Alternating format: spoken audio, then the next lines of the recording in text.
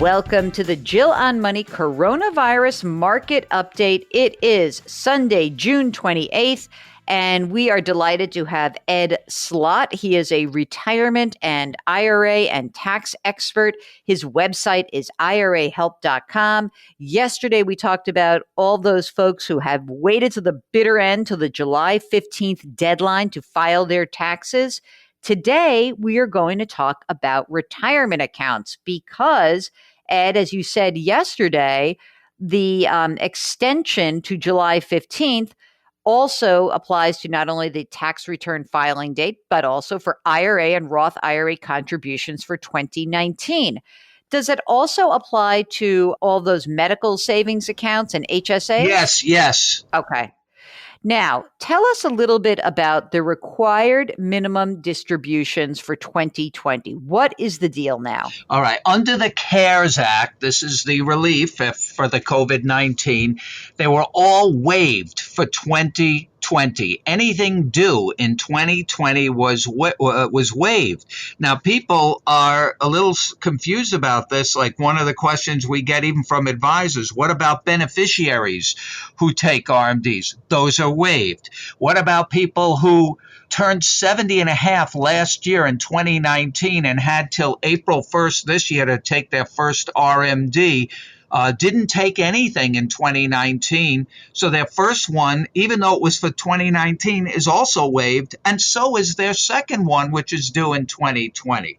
That's waived. If somebody died in 2020, the year of death distribution, and by the way, under the tax code, death gets you out of pretty much anything except RMDs. Even after you're dead, you still have to take them. A beneficiary actually takes them, and those are waived too if there was a death in 2020 and the RMD wasn't taken. So those are also waived. And inherited IRAs and inherited Roth IRAs, RMDs are waived. And it's not like you have to take two next year. No, it's as if it has the year, right? Like, so 2020 never happened, according to the IRS. You disregard it. That's a common question. Do I have to double up next year? Absolutely not. What happens if you already took your RMD? That's the big question. And I believe IRS will provide relief, maybe any day now, because I think they're coming up against the July 15th estimated tax deadline. For example, the problem with the CARES Act, it was enacted at the end of March, 3 months into the year, and made retroactive back to the beginning of the year. So some people took their RMDs, say in January, never realizing they'd be waived. Now the question is, can I put them back?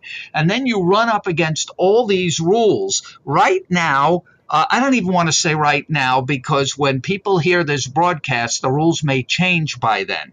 So you're going to have to see if the rules apply to you. My prediction is that IRS will let people return those unwanted RMDs unless you're a beneficiary. Beneficiary RMDs cannot be returned. IRS doesn't have the authority to fix that. That would have to take a law change. And if you violated the once, I hate to get into this, but the once per year IRA rollover rule, if you took an IRA rollover, IRA to IRA in the last 12 months, you can't put it back, so you can't return it. But other than those situations, I think it will come soon, and IRS will let people put those unwanted RMDs back. And why do you want to do that? To eliminate the tax bill. And that's why you're coming up against this July 15th deadline, because if you can't eliminate the tax bill, you better pay in the estimated taxes to account for it. So I think at some point before July 15th, maybe well before, that's why it could be any day soon, IRS will provide relief. Do I have inside information? No. But I have history, and 10 years ago, or more than 10 years, when they had the 2008 debacle, financial crash, they waived RMDs, if you remember, for 2009. And the same thing happened. And IRS came out later in the year with relief saying anybody can return them. So I have a feeling they'll do the same thing here. Ed, a lot of people who were maybe using that required minimum distribution, that was almost like a prompt that they would use the qualified charitable distribution, meaning that they could take their money out of their retirement account and push it over to a charity directly. Has anything changed around the QCD for this tax year 2020? No, but it's a good question because the RMD age was raised to 72, but the QCD age remains at 70 and a half. So the question is, people say, can I still do them even if there are no RMDs to offset? Of course you could still do them, and you should. It's a great way to give to charity, the best way, because it's excluded from income, whether or not you're taking RMDs. Okay. Now, when we go back in time for a moment, remember that whole Secure Act that seemed like the biggest deal in the world at the end of last year? Just remind me, required minimum distribution now has increased to age 72. That's for whom? All right, forget about the age. Look at your birth certificate or whatever, your birthday. Anybody born after June 30th, 1949. In other words, if you are 70 and a half already in 2019, you don't qualify. It's for people turning 70 and a half in 2020. So it would be anybody born after June 30th, 1949 can use age 72. Okay. What about somebody who is not a spouse who inherits an IRA? What are the new rules from the Secure Act? All right, there's no such thing for those beneficiaries as what we used to call a stretch IRA, where they can go out 40 or 50 years, or a grandchild, because they're so young, could go out 70 years. The tax law, the Secure Act you're talking about, did away with all of that for anybody who inherits in 2020. If you inherited in 19, you're grandfathered under the old rules. Most beneficiaries will get a 10-year rule. In other words, after they inherit, the inherited account has to be emptied by the end of the 10th year after death. But unlike the old system where you had to take RMDs each year as a beneficiary, you don't have to take anything until the end of the 10th year. So you have the flexibility. Actually, it's not a bad system. In years you're in a high bracket, maybe don't take. In years you're in a low bracket, take more or spread it out over the 10 years. All you have to know as a beneficiary, at the end of the 10th year after death, that account better be zero. Otherwise, you're subject to a 50% penalty on the amount you didn't take. Now, there are some people exempt from the 10-year rule if you're what's the tax law named an eligible designated beneficiary. But that's not most people. Mainly that's the spouse.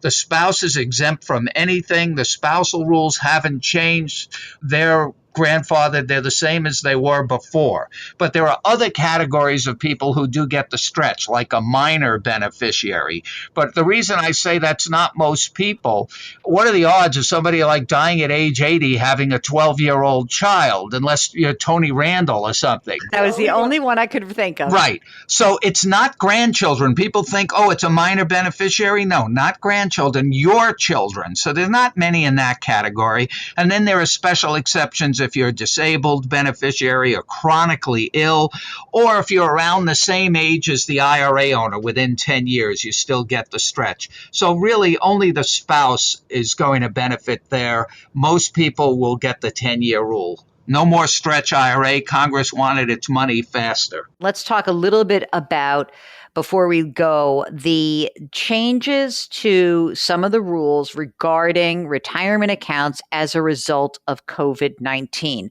You know, it's weird. I have mixed emotions about this, Ed, because on one hand, Me I think, too. of course, people need help, but the rules could really allow people to go into their retirement accounts and take a lot It's of money not out. good. So It's not good. I totally agree with you. I'm on the same page as you. It sounds great, but really, you're taking from your own retirement account. It should be a last resort. That's what people don't understand. Everybody's saying, oh, it's a free lunch. You get all. No, you're just able, if you qualify, if you're sick with the virus or you had what they call adverse financial consequences, lost your job, furloughed, laid off, lost a business, all of those things, and you need money. Yes, it's a good relief provision. You can get into your retirement account without a penalty, without the 10% penalty. You could spread the income. You still pay the tax, but you could spread the income over 3 years and you could repay it back. But remember, once you take, if you can't repay it back, what's going to be for retirement? If you're really in dire straits and need that money, maybe you have creditors coming after you and you can't pay your bills. That money in your 401k and IRA may be creditor protected. The minute you take it out, you won't get it. It'll be exposed and the creditors will grab it. If anything, if you need money and you hopefully have other sources, use money that's not creditor protected. The last thing you want to do is take money out and expose it. That's a great point. So let's just go through the rule. There's no 10% early distribution penalty. So that's if you're under age 59 and a half for up to $100,000 from your IRA, your 401k, your 403b. Now, does the tax have to be spread evenly over 3 years? No, you may be in a very low bracket. Maybe you lost a lot of income. I reported all at very low rates this year. And you can put the money back in. I presume there's going to be some crazy amount of forms. Oh, yeah. In fact, right? They just issued new guidance on this a few days ago. You have 3 years to put the money back. But one of the good breaks that just came out, let's say in my example, you took 60, but you only have to report 20, 20, and 20. So you reported the first 20. And remember, we're in 2020. We're talking about your 2020 taxes. You would have to include 20,000 in income. But let's say hopefully things turn around and you can repay that 20. You don't have to repay it till the due date of your 2020 tax return, plus extensions. So you actually have until October 15, 2021 to repay that part you took in 2020, the part that would have been includable in income, without having to pay the tax on it. Okay. The last part of this, some of the retirement issues around the coronavirus is you can actually take loans against your company plans, right? You can now take $100,000. If you qualify, again, you have to qualify under the same conditions as the coronavirus-related distributions. In other words, you have to be diagnosed, spouse or dependent or quarantined, laid off, all of that stuff. You still have to qualify, and there are no loans from IRAs, so we're only talking about 401ks, company plans, and they have to allow loans. They don't have to. In other words, it only works if they permit the loans. They don't have to. And let's talk about the repayment of this loan. So I take out, let's just say I've got $400,000 in my retirement account. My spouse is laid off. I want to take out $50,000. I take the money out. Now, when do I have to pay that money back? All right. Normally, you pay it back over a set period, quarterly, over 5 years. But under the Special CARES Act, loan repayments that are due between March 27th and December 31st, 2020 can be suspended for 1 year if the plan allows this. So how do you feel about someone who says, let's just say a couple, like one of us can take a loan versus taking the distribution? Is there one that's better in your mind if you really are in bad straits? The distribution is better because if you can't repay a loan, you get stuck with the tax and a 10% penalty. If you can't repay the coronavirus-related distribution, you only pay the tax, and it could be spread over 3 years. Ed Slott is a retirement and IRA expert. His website is called IRAHelp.com. Ed, want to thank you so much for joining us, as always, making sense of all these rules in such a crazy time. For all of you who need more information, I'm going to try to do a little quick blog post about what you should do if you haven't filed your taxes yet and some of these retirement rules. It'll be on the website, JillOnMoney.com. Just go there at some point this weekend. There you can always sign up for our free weekly newsletter. That would be wonderful.